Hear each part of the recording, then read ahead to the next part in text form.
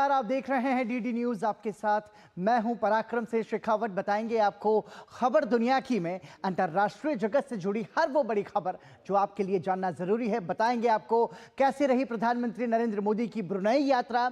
बताएंगे आपको प्रधानमंत्री नरेंद्र मोदी के सिंगापुर दौरे से जुड़े हुए ताजा अपडेट्स भी।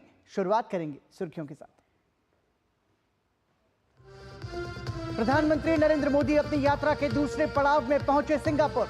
हुआ भव्य स्वागत। अपने समकक्ष लॉरेंस वोंग से की मुलाकात। रणनीतिक साझेदारी की प्रगति की समीक्षा के साथ आपसी हितों और क्षेत्रीय वैश्विक मुद्दों पर करेंगे चर्चा।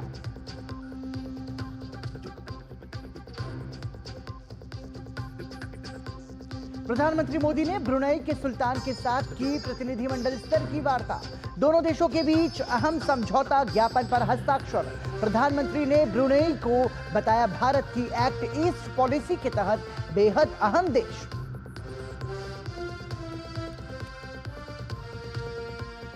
लंदन के ग्रेनफेल अग्निकांड जांच की अंतिम रिपोर्ट जारी।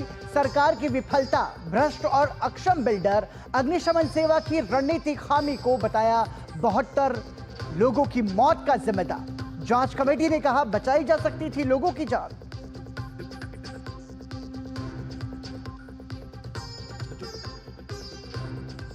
युद्ध के बीच यूक्रेन के विदेश मंत्री समेत 6 मंत्रियों का इस्तीफा।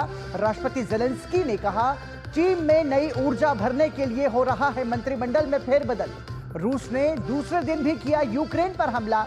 लवीव में 7 लोगों की मौत। पोलैंड ने सक्रिय की हवाई सुरक्षा।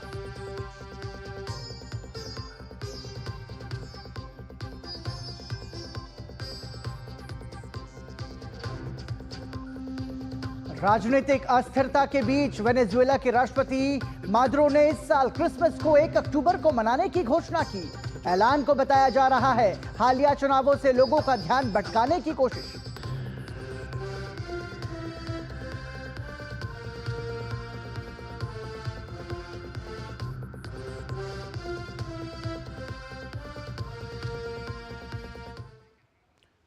और सुर्खियों के बाद सबसे पहले नजर डालेंगे विस्तार से खबरों पर। शुरुआत करेंगे एशिया का आईना के जरिए एशियाई देशों से जुड़ी खबरों से।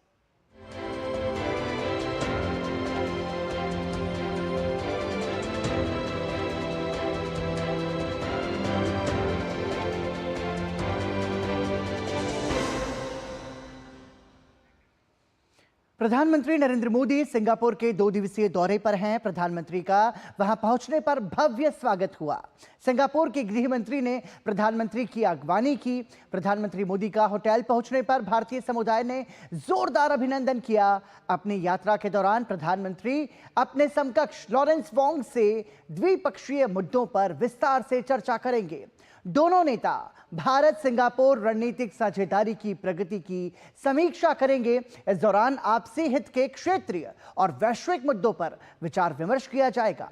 प्रधानमंत्री नरेंद्र मोदी सिंगापुर के राष्ट्रपति और अन्य गणमान्य लोगों से भी मुलाकात करेंगे। प्रधानमंत्री की सिंगापुर यात्रा भारत की एक्ट ईस्ट नीति की मजबूती की दिशा में महत्वपूर्ण कदम है। भारत और सिंगापुर के बीच मजबूत रक्षा सहयोग रहा है। दोनों देशों के बीच हाल के दिनों में व्यापार और निवेश में लगातार वृद्धि हुई है। प्रधानमंत्री के सिंगापुर पहुंचने पर भारतीय समुदाय भी बेहद उत्साहित नजर आए।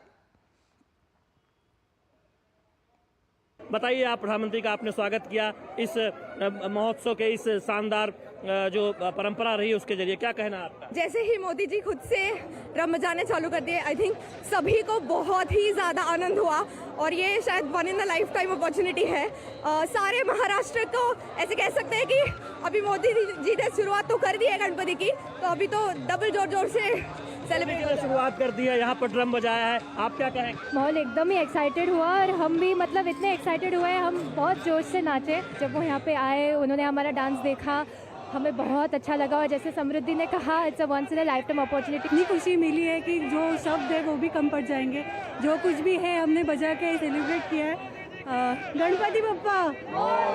आप पास में ये बताइए, मोदी जी ने आपसे क्या कहा जब वो ड्रम बजा रहे थे?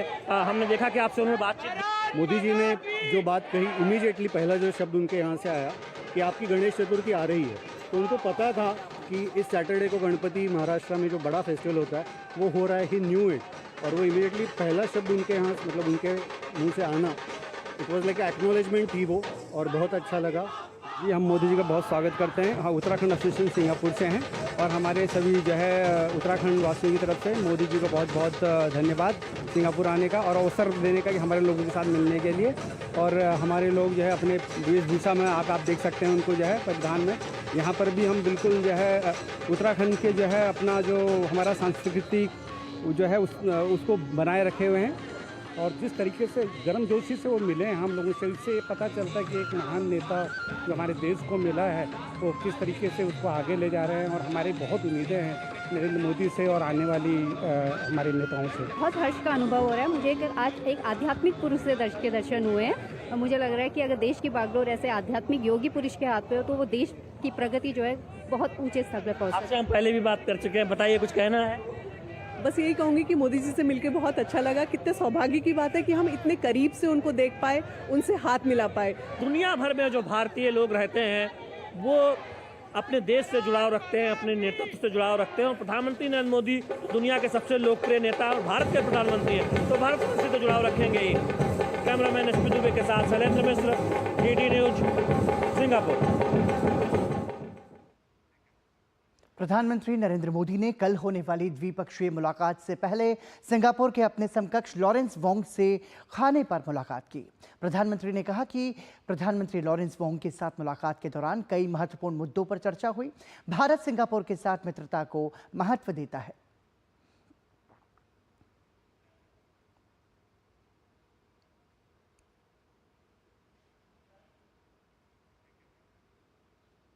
इससे पहले चरण की ब्रुनेई यात्रा के दौरान ब्रुनेई दारुस्सलाम के सुल्तान हाजी हसनल बोल्किया के साथ प्रधानमंत्री ने मुलाकात की।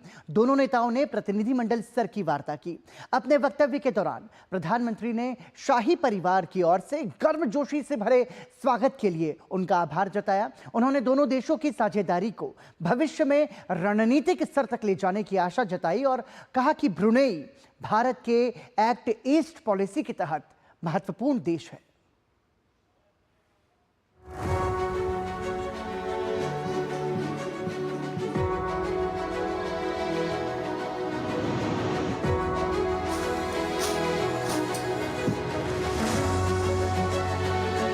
योर मैजेस्टी, गर्मजोशी भरे स्वागत और आतिथ्य सत्कार के लिए मैं आपको और पूरे शाही परिवार का हृदय से आभार व्यक्त करता हूं। सबसे पहले मैं आपको और ब्रुनेई के लोगों को आजादी की 40वीं वर्षगांठ पर 140 करोड़ भारतवासियों की तरफ से हार्दिक बधाई देता हूं।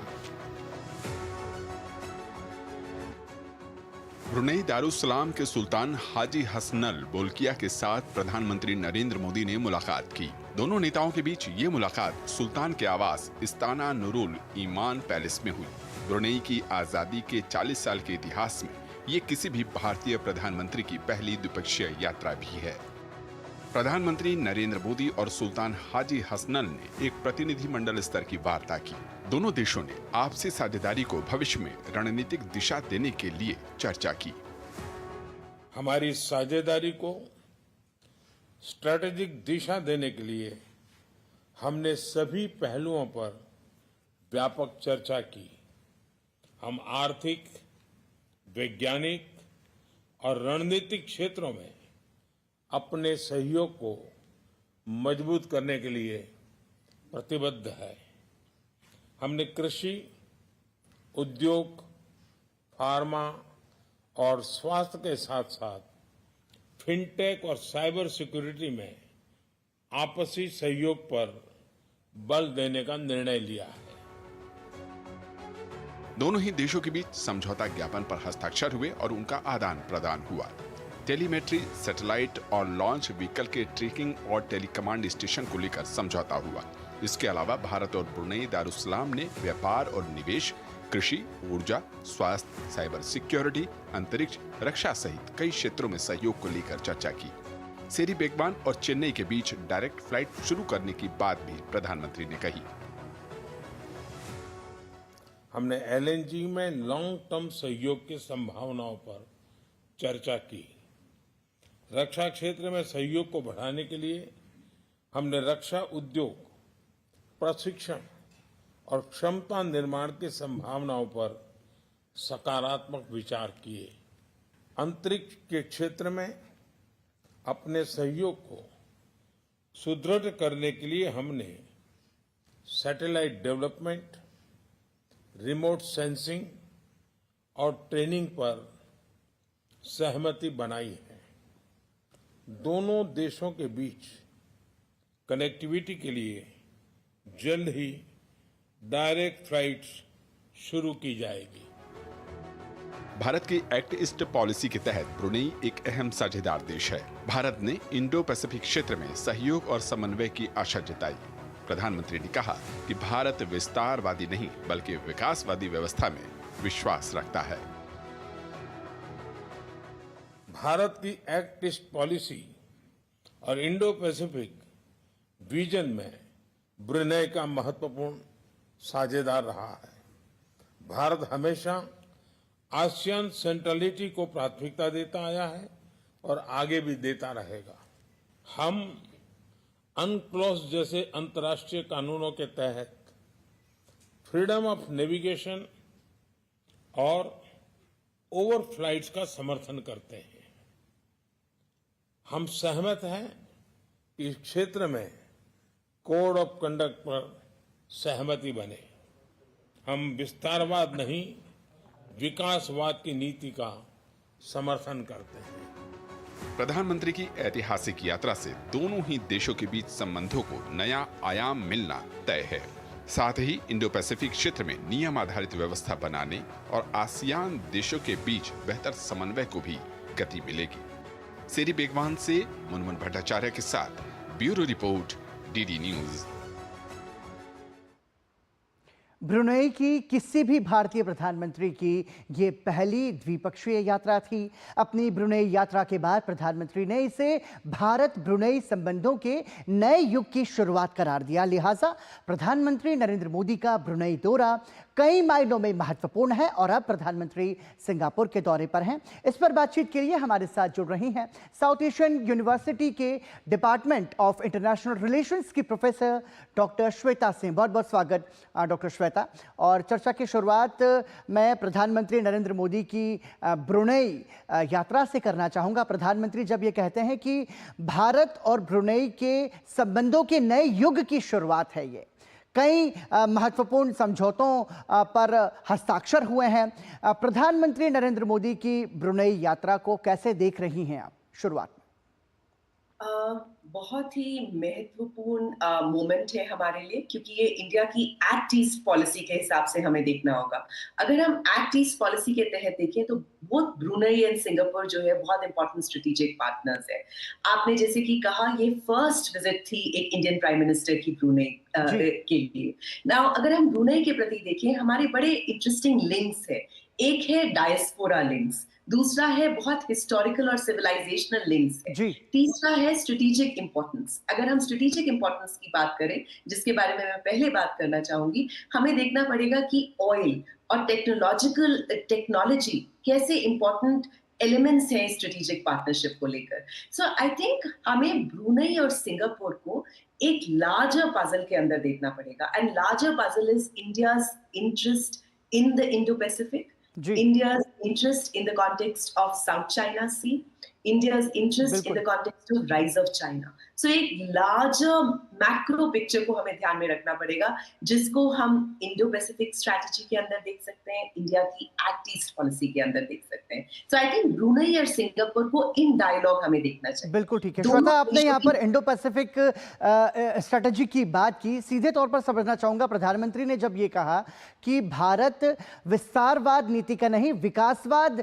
नीति का समर्थन करता है, सीधे तौर पर साउथ चाइना सी को लेकर के ये चाइना को भी एक अप्रत्यक्ष रूप से संदेश जाता है इसके जरिए, क्या कहेंगे? बिल्कुल बिल्कुल, मैं आपकी बात से बिल्कुल सहमत हूँ। अगर आप देखें, एक एम्फेसिस दी गई है। अगर आप प्राइम मिनिस्टर मोदी का के भाषण को ध्यान दें और जो वर्ड्स जो चॉइस ऑफ वर्ड्स है, उसमें एक एम्फेसिस है कि इंटरनेशनल लॉ को महत्वता देनी होगी। He is laid emphasis on international law in terms of norms, rule of law in the context of South China Sea. तो ये एक बहुत ही अहम पहलू है।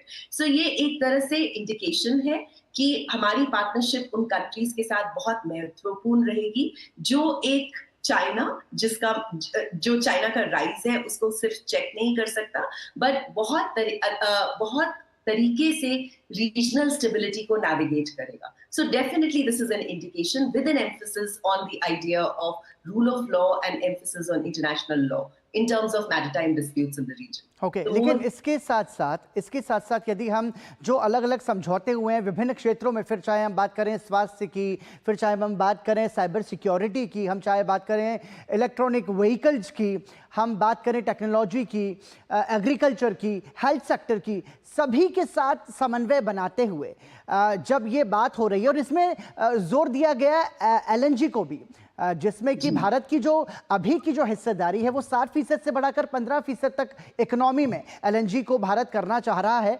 ऐसे में आप इन तमाम सारे समझौतों को भारत के लिहाज से कितना महत्वपूर्ण मान रही हैं? आई थिंक भारत के पॉइंट ऑफ व्यू से ये बहुत इंपॉर्टेंट है। अगर मैं कह सकूं तो ये कहा जा सकता है कि both Singapore and Brunei would be a bridge to India south east policy. मतलब जो एक्ट ईस्ट पॉलिसी है हम उसके तहत देख रहे हैं। हमें ये बात भी ध्यान रखनी पड़ेगी कि भारत जो है RCEP का मेंबर नहीं है, बट उसके बावजूद भारत ने बहुत कोशिश करी है कि कैसे वो बायलेटरल पार्टनरशिप्स डेवलप करें, कैसे उसके जो इन्वेस्टमेंट एग्रीमेंट्स है उसको स्ट्रेंथन करें। सो अगर आप कैनवस ऑफ एंगेजमेंट देखें तो कैनवस ऑफ एंगेजमेंट बहुत ब्रॉड है। उसमें एज यू सेड टेक्नोलॉजी है, उसमें स्ट्रेटेजिक पार्टनर्स है, उसमें one of the key words I would say is fin technology, finance and technology, जो उसका समन्वय है उसमें बहुत ज्यादा एम्फेसिस दिया गया है। सो अगर आप स्ट्रेटेजिक पार्टनरशिप देखें तो इंडिया का एंगेजमेंट काफी वाइड है, एंड आई वुड से it's also very important because India ये बहुत शॉर्ट टर्म में हमें नहीं देखना पड़ेगा,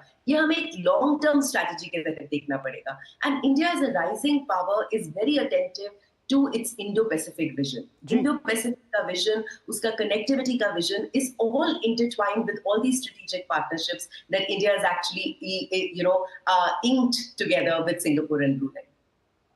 लेकिन इसके साथ साथ यदि हम दोनों देशों की सांस्कृतिक विरासत की बात करें, क्योंकि देखिए मतलब 40 सालों में किसी भी भारतीय प्रधानमंत्री की ये पहली द्विपक्षीय यात्रा रही है, तो आप ये समझिए कि एक्ट ईस्ट जो पॉलिसी है उसको बढ़ावा देने के साथ साथ जो भारत की कोशिश होती है ग्लोबल साउथ के नेतृत्वकर्ता के रूप में, ग्लोबल साउथ की आवाज़ बनने के रूप में, उसको आप कैसे देख रही हैं? इन सारी गतिविधियों से कैसे भारत की नेतृत्व क्षमता को और ज्यादा बल मिलता है? जी, इसमें मैं आपका सिंगापुर जो है उसने बहुत केयरफुली नेविगेट किया अपना रिलेशनशिप किसी भी ग्रेट पावर के साथ। अगर हम बात करें, चाहे वो उसका relationship United states of America के साथ हो, चाहे वो उसका रिलेशनशिप चाइना के साथ हो, so in some ways it is very aligned with India's non aligned policy और India's idea of multilateralism. And I think यहाँ पर हमें देखने की जरूरत है कि अगर इंडिया सिविलाइजेशनल लिंक्स की बात कर रही है या पीपल्स टू पीपल कॉन्टैक्ट की बात कर रही है, तो ये भी एक बहुत ही इंपॉर्टेंट स्ट्रैंड है इस स्ट्रेटेजिक स्क्रिप्ट का। I would read it like this. तो अगर आप देखें ब्रुनेई के प्रति, अगर आप देखें डायस्पोरा की लिंकेजेस जिसकी बात करी गई है, हिस्टोरिकल लेगेसीज की बात करी गई है, diaspora is also a part of the diplomatic endeavours that India is now entering into. Secondly, अगर हम सिंगापुर के साथ बात करें, India was one of the first few countries जिसने सिंगापुर के इंडिपेंडेंस के बाद उससे डिप्लोमैटिक रिलेशनशिप एस्टैब्लिश किया था, तो वहां पर भी एक हिस्टोरिकल रिलेशनशिप है। दूसरा, अगर आप थोड़ा सा और हिस्ट्री में जाए तो आजाद हिंद फौज is in Singapore, so there is also a historical connection there. एक वर्ड जो बहुत उससे आया है वो है युवा शक्ति. There is this emphasis on youth power in both the contexts, especially in the context of engagement with Singapore. Technology और यूथ को एक साथ देखा जा रहा है. एंड उनकी सिनर्जीज पे एम्फेसिस दी जा रही है. To my mind it's a part of the larger strategic vision. And उस लार्जर स्ट्रेटेजिक विजन में civilisational ethos, people to people contact, वो सब उस इथॉस को आई वुड से बिल्ड कर रहे हैं, आगे ले जा रहे हैं हमारे स्ट्रेटेजिक विजन. जी बिल्कुल श्वेता, आप बने रहिए हमारे साथ। फिलहाल रुक रहे हैं एक छोटे से ब्रेक के लिए। ब्रेक के बाद जब लौटेंगे तो प्रधानमंत्री नरेंद्र मोदी के सिंगापुर दौरे से जुड़ी हुई कुछ और पहलुओं पर भी बातचीत करेंगे। देखते रहिए डीडी न्यूज।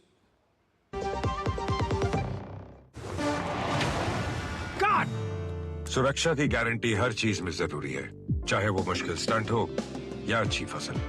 इसीलिए ले आइए IIL के ट्रैक्टर ब्रांड का शिनबार, जो देता है सुंडी और ट्रिप से सुरक्षा की गारंटी। बात जब पीढ़ियों के लिए बनने वाले घर की हो तो जिम्मेदारी बड़ी हो जाती है। गैलेंट समझता है ये जिम्मेदारी। अब डबल M रिब्स के साथ गैलेंट एडवांस TMT रीबार, निर्माण का रियल हीरो। सर आप बहुत लकी हैं कि आपके बेटे ने हेल्थ इंश्योरेंस और बाकी सारी फॉर्मेलिटीज टाइम से पूरी कर दी है। मेरा बेटा?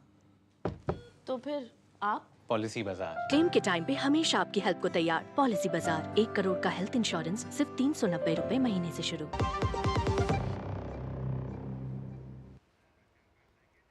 ब्रेक के बाद एक बार फिर आपका स्वागत। आप देख रहे हैं खबर दुनिया की, जिसमें हम बात कर रहे हैं प्रधानमंत्री नरेंद्र मोदी के ब्रुनेई और सिंगापुर दौरे की। बातचीत के लिए हमारे साथ डॉक्टर श्वेता बनी हुई है। सीधे समझना चाहूँगा श्वेता आपसे, कैसे, जैसे प्रधानमंत्री नरेंद्र मोदी के सिंगापुर दौरे की हमने बात की ब्रेक पर जाने से पहले भी, लेकिन फिर भी इस दौरान भी ज़्यादा जोर रहेगा कि सिंगापुर के उद्योग जगत से भारत में जो निवेश है वो ज़्यादा से ज़्यादा बढ़ सके और दोनों देशों की मजबूत होते संबंध भारत की आर्थिक समृद्धि में भी महत्वपूर्ण भूमिका निभाएंगे। इस प्रयास को कैसे देख रही हैं? अगर आप देखें, सिंगापुर जो है बहुत लार्ज, मतलब इंडिया के इन्वेस्टमेंट पॉइंट ऑफ व्यू से अगर आप देखें फॉरेन डायरेक्ट इन्वेस्टमेंट में, तो Singapore is one of the largest trading partners अगर हम बात करें, सॉरी फॉर FDI के उससे, and then Mauritius comes in. तो अगर आप देखें तो ये एक स्ट्रेटेजिक मूव है in the context of the development agenda. और यहाँ पर अगर आप देखें कि ओवरलैप्स क्या है, तो डिजिटल इकोनॉमी, अगर हम डिजिटल इकोनॉमी की बात करें, सिंगापुर में भी इसका एम्फेसिस है, and there is a kind of an interlinkage that is being forged between the policies of digitization in Singapore and India both. तो यहाँ पर एक वो है. दूसरी ब्रेक पे जाने से पहले जैसे मैं बात कर रही थी कि जो हमारा युवा शक्ति पे जो emphasis है, and this emphasis on bringing together the youth and technological innovation. तो यहाँ पर 3 keywords मैं कहूँगी: youth, innovation and technology. And this is all linked to the kind of investment pattern जिसको push किया जा रहा है. तो I think जैसे आपने शुरुआत में कहा था कि एक ये स्ट्रेटेजिक मूव है, एट द सेम टाइम ये एक डेवलपमेंटल मूव है. आई थिंक दोनों के स्टैंड पॉइंट से ये बहुत इंपॉर्टेंट रहेगा. बिल्कुल ठीक है। बहुत बहुत धन्यवाद डॉक्टर श्वेता इस तमाम जानकारी और अपने इस अपडेट को हमारे साथ साझा करने के लिए। तो डॉक्टर श्वेता सिंह जो कि हमको बता रही थी कि प्रधानमंत्री नरेंद्र मोदी का जो दौरा रहा है ब्रुनेई का, सिंगापुर का, वो रणनीतिक लिहाज से कितना ज़्यादा महत्वपूर्ण रहा है। बढ़ेंगे आगे और अब आपको बताते हैं रूस और यूक्रेन युद्ध से जुड़ी हुई खबरें। रूस यूक्रेन युद्ध लगातार जारी है। रूस ने बीते 24 घंटे में यूक्रेन के ऊर्जा केंद्रों को निशाना बनाया है। तेज होते रूसी हमलों के बीच यूक्रेन के राष्ट्रपति सहयोगी देशों से लंबी दूरी के हमलों की अनुमति मांग रहे हैं। वहीं रूस के इस आक्रमण के बाद यूक्रेनी मंत्रिमंडल में बड़ा फेरबदल होने जा रहा है।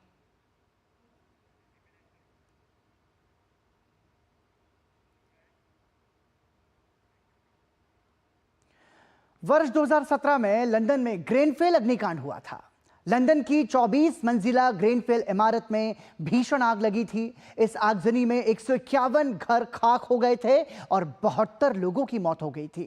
इस हादसे की जांच रिपोर्ट में चौंकाने वाले खुलासे हुए हैं, जिसमें तत्कालीन सरकार से लेकर निर्माण कार्य में लगी कंपनियों की लापरवाही उजागर हुई है। ब्रिटिश प्रधानमंत्री कीर स्टारमर ने हादसे का शिकार हुए मृतकों को श्रद्धांजलि दी है। ये रिपोर्ट देखिए।